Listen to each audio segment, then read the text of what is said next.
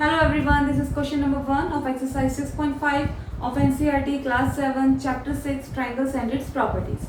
So this is question number 1. PQR is a triangle, right angle at P. If PQ is equal to 10 cm and PR is equal to 24 cm, find QR. तो यहाँ पे एक right angle triangle है PQR और right angle है वो eight P पर. तो पहले राइट ट्राइंगल ड्रॉ कर लेते हैं. This is right angle triangle और वो कह रहा है right angle at P. It means जहाँ पे राइट एंगल बन रहा है वहाँ पे हमें पी लेना है. बाकी जो अदर टू वर्टेक्सेस को आप कहीं पर भी किसी को भी क्यू और किसी को भी आर लिख सकते हैं. तो हमें यहाँ पे गिवन है कि पी क्यू आर है 10 सेंटीमीटर. तो P Q is 10 centimetre and P R is 24 centimetre. Find Q R, हमें ही क्यू आर निकालना है.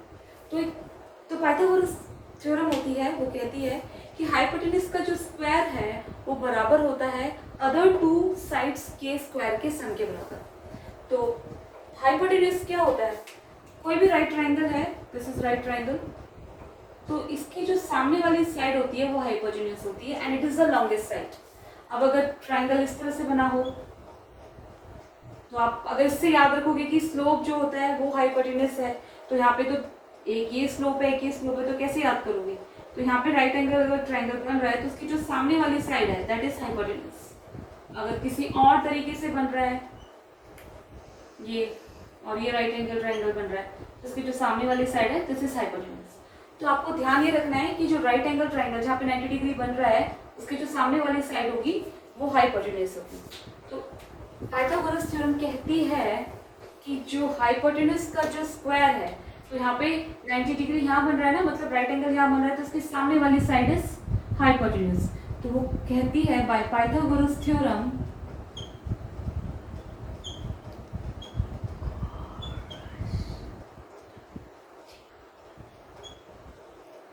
कहती है कि हाइपोटेन्यूज का जो स्क्वायर है, तो यहाँ पे हाइपोटेन्यूज क्या है?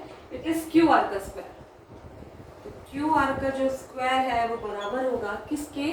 अदर टू साइड्स के स्क्वायर के सम के बराबर, यानी कि पी क्यू का स्क्वायर प्लस पी आर का square.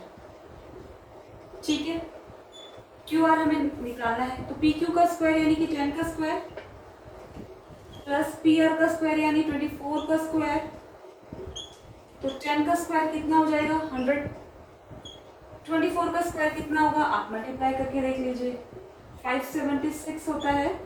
4 4 is 16, 1 4 2 is 9, 2 4 is 8, 2 2 is 4, तो 6 7 5. ये 576 आ गया. दोनों को ऐड करेंगे तो आएगा 676. बट ये क्या है? ये क्यू आर का स्क्वायर आया है हमें, लेकिन क्यू आर का स्क्वायर नहीं चाहिए ना, हमें तो क्यू आर चाहिए. तो हम इस स्क्वायर को कैसे रिमूव करेंगे? तो अगर मेरे पास X square is equal to 16 होगा तो मैं इसको लिख सकती हूँ ना, X square is equal to 4 का स्क्वायर. तो इससे क्या होगा? स्क्वायर से स्क्वायर हम रिमूव कर देंगे तो एक्स आ जाएगा 4. या फिर x square is equal to अगर 25 हो तो हम कैसे लिख सकते हैं? X square is equal to 5 का स्क्वायर लिख सकते हैं ना. 5 का स्क्वायर मतलब 5 2 टाइम्स, तो 5 इंटू 5 इज 25. तो लेकिन इससे स्क्वायर हम हटा सकते हैं तो एक्स आ जाएगा 5. वही चीज हमें यहाँ करनी है. हमें 676 को स्क्वायर के रूप में लिखना है. तो यानी कि 676 किसका स्क्वायर? तो पहले हम वो निकालेंगे. तो उसको निकालने के लिए हम करेंगे प्राइम फैक्टराइजेशन. तो 676 का प्राइम फैक्टराइजेशन करेंगे तो 2 3 is 6, 2 3 is 6, 2 8 is 16, 2 1 is 2, 2 6 is 12, 2 9 is 18, अभी 13 से जाएगा. 13 is 13, 13 3 is 39, 13 is 30. ये पेयर बन गए, 2 का पेयर और 13 का पेयर. तो इन पेयर को हमें एक ही बार लिखना है. 2 इंटू 30 कितना आ जाएगा? ये 26. इट मीन्स कि 26 को अगर हम 2 बार मल्टीप्लाई करेंगे तो आएगा 676. ठीक है, तो हम लिख सकते हैं ना 26 का स्क्वायर इज इक्वल टू 676 है ये दोनों. तो यहाँ पर भी हम वही करेंगे. क्यू आर का जो स्क्वायर है इसको लिख सकते हैं 26 का स्क्वायर, स्क्वायर से स्क्वायर कैंसिल, तो क्यू आर कितना आ गया हमारे पास? 26. वही हमें निकालना था. तो क्यू आर आ गया 26. So this was question number 1. I hope आपको समझ आ गया होगा. Now let's move to the question number 2. So this is question number 2. ABC is a triangle, right angle at C. If A B is equal to 25 centimetre and A C is equal to 7 centimetre, find B C. तो यहाँ पे हमें फिर एक A B C triangle है जो कि right angle है एट सी पर। तो पहले एक राइट एंगल ट्राइंगल बना लेते हैं।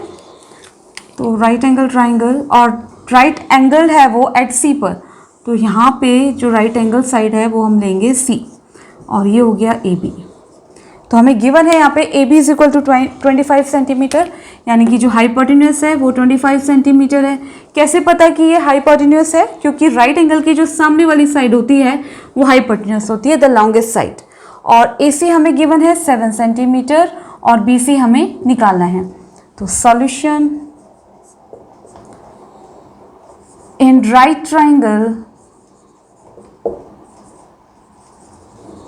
in right triangle ABC by using Pythagoras theorem,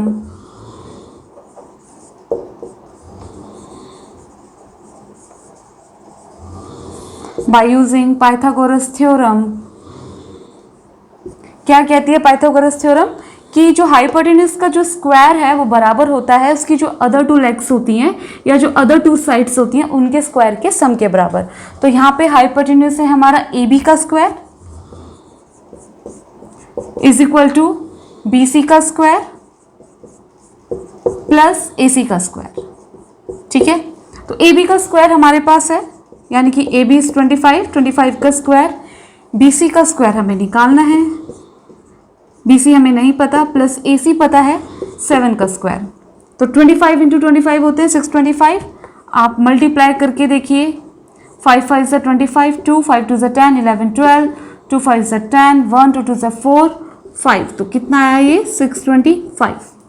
तो 625 is equal to B C का स्क्वायर प्लस 7 का स्क्वायर इज 49। हमें बी सी का स्क्वायर चाहिए ना, हमें बी सी चाहिए, तो हम बी सी को रहने देते हैं। 625 49 उधर जाएगा तो यह आ जाएगा -49। तो बी सी का square is equal to 625 minus 49 कितने होते हैं? तो इसको कर लेते हैं -49, तो ये आएगा आपका 576। तो दिस इज 576।